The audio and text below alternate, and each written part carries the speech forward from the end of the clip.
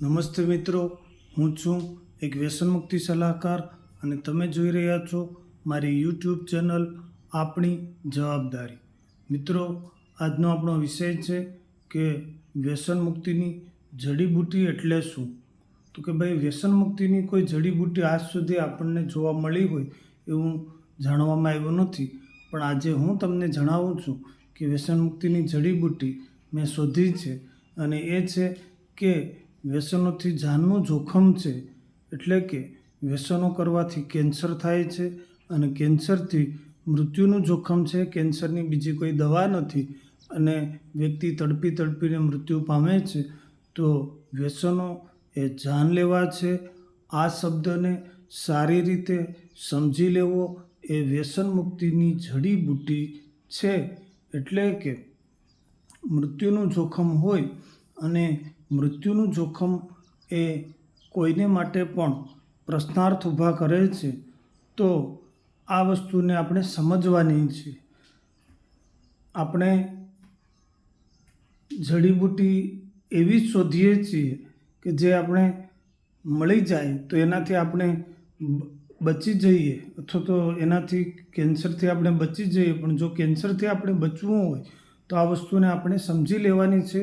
આ વસ્તુને આપણે સારી રીતે ગળે ઉતારી લેવાની છે કે વ્યસનો એ જાનલેવા છે, એનાથી મૃત્યુનું જોખમ છે. અને એટલે જ મેં એને વ્યસનોની જડીબુટ્ટી કીધી છે. તો આ શબ્દ એ મારી ખોજ છે.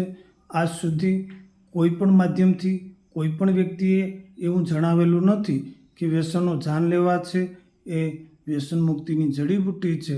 પણ આજે હું યુટ્યુબના માધ્યમથી મારા સબસ્ક્રાઈબરોને એ જણાવવા ઈચ્છું છું કે એ વસ્તુ સારી રીતે સમજી લેવી કે એનાથી જાનનું જોખમ છે અને એટલે જ આપણે એને છોડી દેવા જોઈએ વ્યસનોને.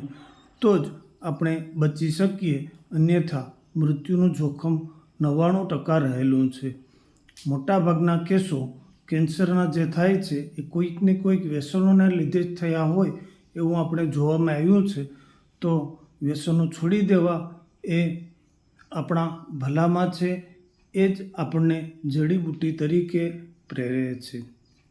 નમસ્તે મિત્રો, હું છું એક વ્યસન મુક્તિ સલાહકાર અને આ યુટ્યુબ ચેનલ ઉપર હું આવા જ વ્યસન મુક્તિને લગતા વિડીયોઝ મૂકતો રહું છું.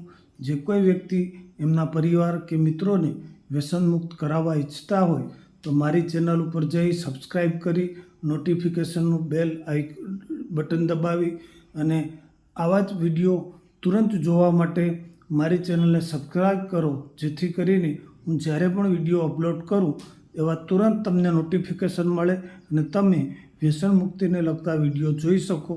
તો એવી અપેક્ષા સહ વિરમું છું.